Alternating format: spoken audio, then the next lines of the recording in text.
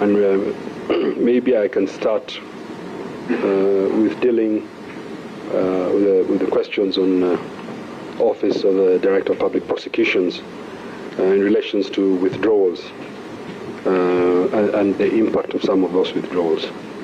Honorable Chair, first I would like to bring it to the attention of the committee that the Constitution is very clear, Section 157, from 6, 7 to 11, on the roles and the powers of the Director of Public Prosecutions.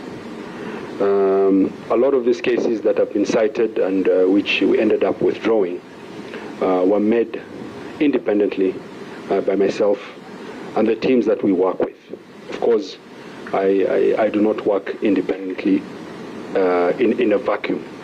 I have a team of prosecutors and teams that we work with to review and prosecute the cases.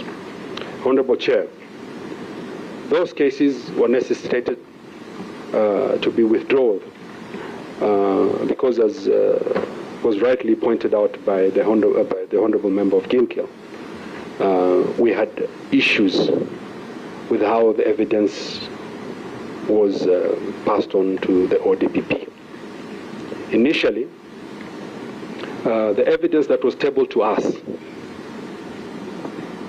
showed that we had sufficient evidence in most of those cases to prosecute. In some of the cases, the investigating officers themselves submitted affidavits to say that they produced evidence that was not complete, that some of the evidence were actually tampered with and some were even forged. This happened to myself as the DPP during this period, and a case was taken against me after having forged documents to bring a certain case against me for my removal from office. Section 157.6 envisages that the 6 and 7 envisages that the Director of Public Prosecutions can withdraw cases where there is a want of evidence or where there is an abuse of processes, and the Constitution under Section 11 actually subsection 11, 157.11 actually requires that the DPP safeguards against abuse of processes. Now, and even when the DPP withdraws a case, he does not do it solely by himself. The Constitution is also clear that the magistrate and the court plays a role to oversight and see that the evidence and the reasons that the Director of Public Prosecution has tabled before court is sufficient and can be allowed.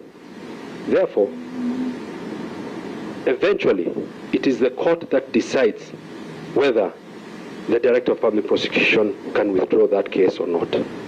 And there are certain instances where the courts have refused, and we have had to go back to the drawing board and continue prosecuting. So it is not a decision that I make solely by myself.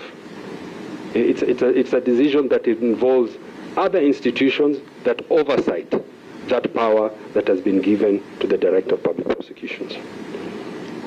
Honorable Chair, there have been quite a number of petitions against me, over 20, and all of them have been withdrawn as we speak, all of them. And all of them were castigated or were orchestrated against me for my removal during that time, basically because I was able to say no, and I was able to be firm that the decision to charge rests with the Director of Public Prosecution and not anybody else, and that the Constitution is very clear that those powers are vested to or on the Director of Public Prosecutions.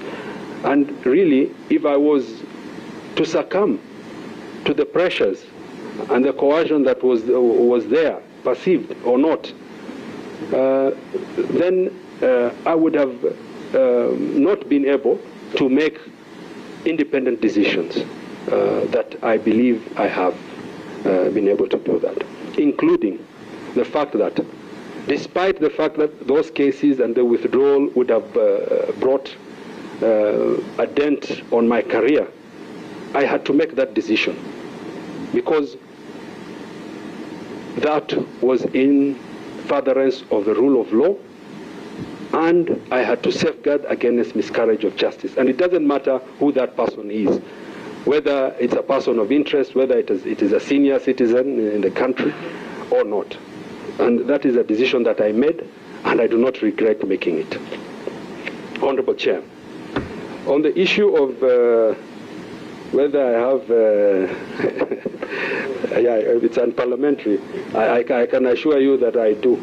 And if I didn't, I think some of these cases will still be in court, and I would be involved in miscarriage of justice. I think even after having been threatened severally through 20 different cases over the last 3 years for my removal, I was firm enough to continue holding the office and making independent decisions. And I don't want to come here and lament and complain about colleagues that I've worked with. I think I would rather let bygones be bygones, but the history is there, and you can go back and see for yourself.